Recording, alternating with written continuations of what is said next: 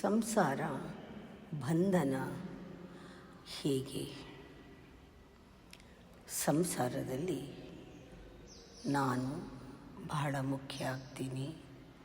ನಾನು ಆಗ ನನ್ನ ಬೇಕುಗಳು ಬೇಡಗಳು ಮುಖ್ಯ.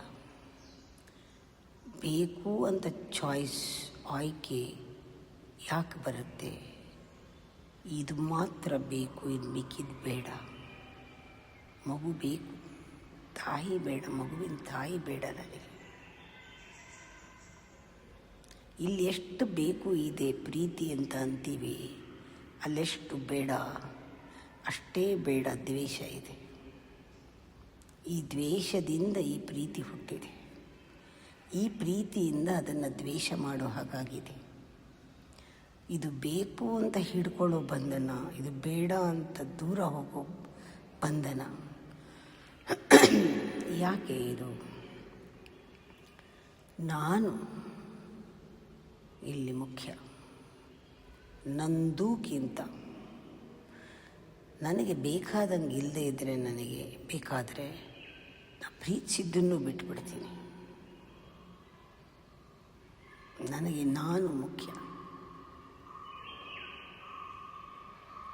ಪ್ರೀತಿ ತೊಂದರೆ ಕೊಡ್ತಾ ಇದೆ, ಬಿಟ್ಬಿಡ್ತೀನಿ. ದ್ವೇಷ ತೊಂದರೆ ಕೊಡ್ತಾ ಇದೆ, ಬಿಟ್ಬಿಡ್ತೀನಿ. ಬೇಕಾದ್ರೆ ನನಗೋಸ್ಕರ ನಾನು. ಇದು ನಾನು. ನನ್ನದಿಗೂ ಬೆಲೆ ಇಲ್ಲ, ಅಷ್ಟು ಆಳವಾದ ನಾನು. ಯಾವಾಗ ನನಗೆ ನನ್ನಿಂದ ಬಿಡುಗಡೆ ಆಗುತ್ತೆ, ಆ ನಾನು ಅಂತ ನಾನು ಅಂದ್ಕೊಂಡಿರೋದೇ ಸುಳ್ಳು. ನಾನು ಪರಮಾತ್ಮ, ದೇವರು, ಬ್ರಹ್ಮ, ಅದು ನಿಜ. ಇದು ಬರೀ ಕರ್ಮದ ಪಾತ್ರ, ಮಾಡೋಕ್ಕಷ್ಟೇ ಇರೋದು.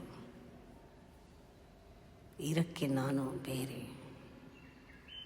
ಇರುವ ನಾನು ಮಾಡ್ತಾ ಇದ್ದೀನಿ ಅಂದಾಗ ದ್ವೇಷ ಯಾಕೆ, ಪ್ರೀತಿ ಯಾಕೆ?